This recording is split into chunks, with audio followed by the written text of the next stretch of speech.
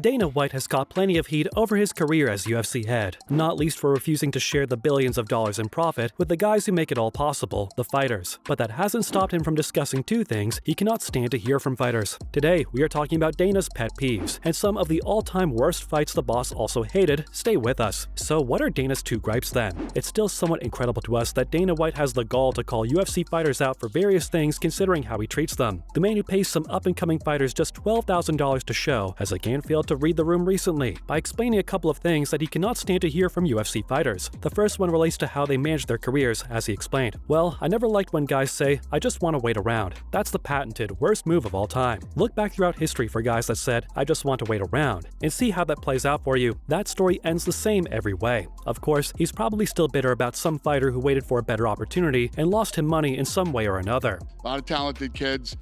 I don't watch anything on anybody before they come here." White, who has been president of the organization since 2001, also revealed that he hates it when fighters refuse to fight their friends. This one is a little more understandable, as this is the fight game, and fighters should really be down to take on anyone, anytime, anywhere. Of course, there have been plenty of examples of this over the years, but it's clear Dana would prefer everyone to be a little more like Donald Cerrone, for example, one of the most game fighters ever to walk through the doors of the UFC. What do you think of Dana's pet peeves? What about the fights Dana hated then? We're talking Ngannou versus Lewis first. Francis Ngannou versus Derek Lewis is a fight that should have had fireworks. In the build-up to the bout, fans and commentators alike were convinced that someone was going to sleep. In the fight before the Lewis bout, Francis had failed in his first bid to become UFC heavyweight champion, being outclassed by then-champ Stipe Miocic. So many people believed that Derek was about to feel the wrath of the big Cameroonian. Lewis himself had finished his last 3 wins, so it was widely assumed that this one probably wouldn't see the second round. What transpired was arguably the worst fight in heavyweight history. This was a chance for Ngannou to get back on track and for Lewis himself to maybe take a run at heavyweight gold, so Dana was understandably disappointed with how it played out. Lewis picked up the win via unanimous decision, as Ngannou failed to let those big bombs go. And after the fight, White would pin the blame squarely at the door of the current champion, stating that his ego was to blame and labeling the fight an abomination.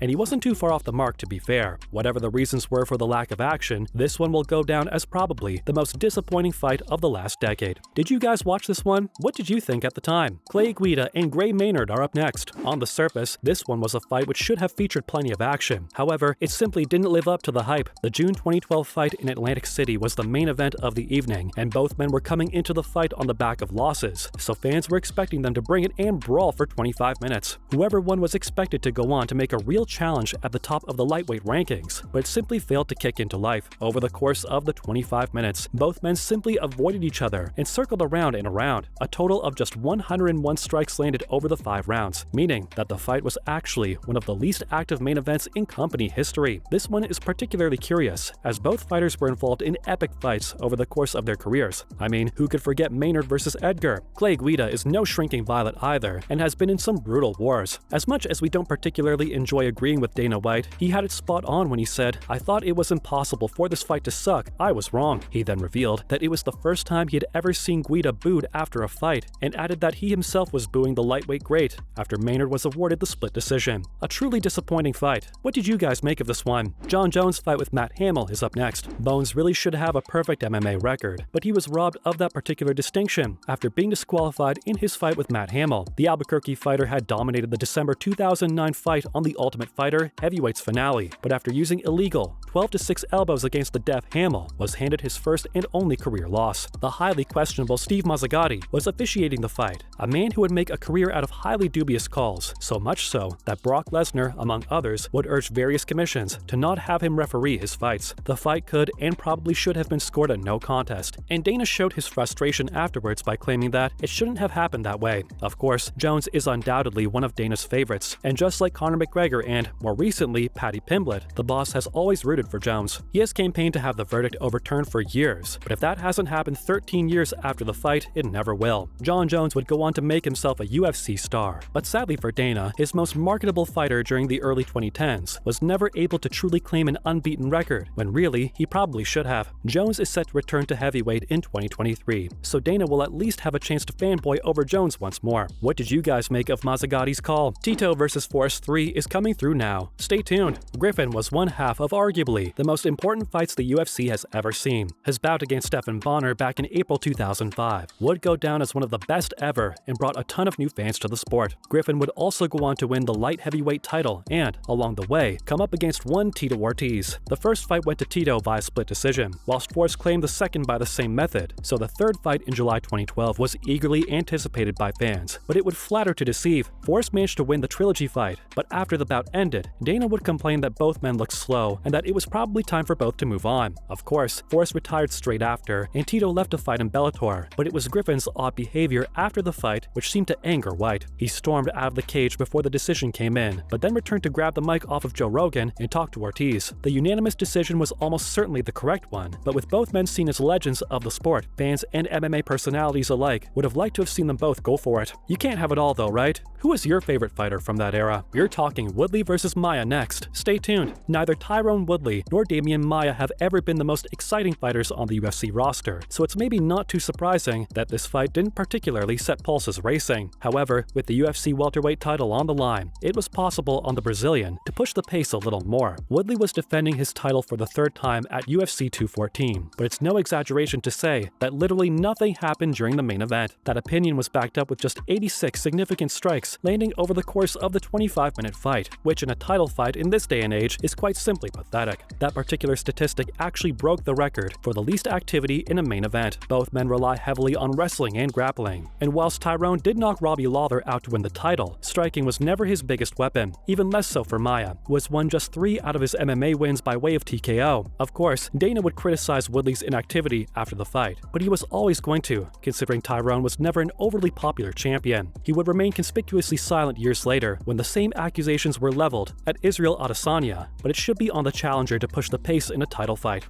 When people, people like to push the buttons and talk about fighter pay.